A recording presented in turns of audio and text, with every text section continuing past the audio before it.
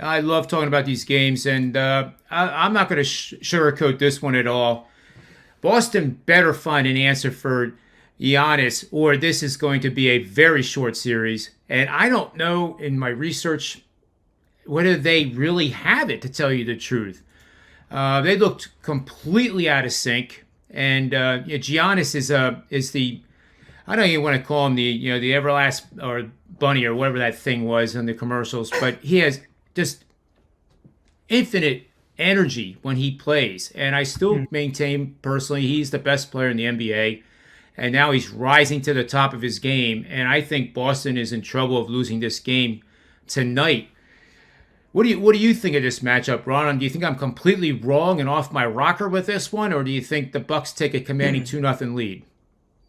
This is a great matchup as far as being a fan of basketball and NBA in general, because you have a whole bunch of you know top tier players here. Giannis, you have Tatum and Brown on the Celtics side.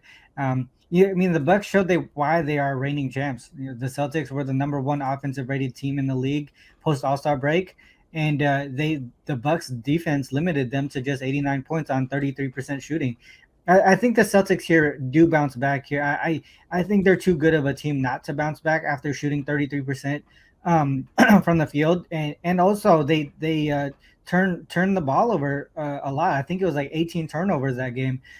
So to me, I was looking at to how the Celtics really adjust and against teams that they shot terribly against and turn the ball over against. The coaching staff does a good job in those spots. If we look at revenge spots specifically, against teams that they lost to with a winning record, they're 10-4 straight up and 9-5 against the spread. But the one that I was looking at was when they turned the ball over 15 times or more in the previous matchup against a team. They're 16-6 straight up and 15-7 against the spread in those spots. And if you add that they shot less than 40% from the field as well in that game, they end up being 4-0 straight up and 4-0 against the spread, and that includes teams like Miami, Toronto, and Atlanta. And all of those guys, all those teams are playoff teams. So to me, I think the coaching staff gets the team ready. They make the proper adjustments here. I know the Bucks are reigning champions, but the Celtics have proven themselves this year that they can turn these games around in specific matchups, and I think they get that done here. I have a good feeling that the Celtics cover and win this one.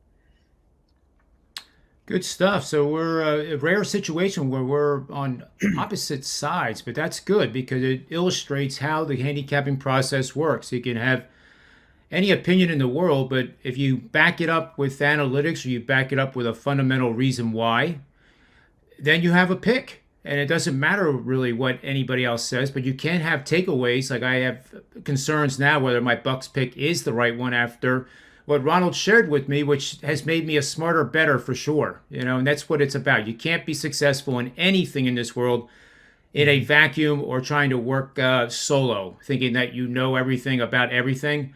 Ain't gonna work. It ain't gonna work.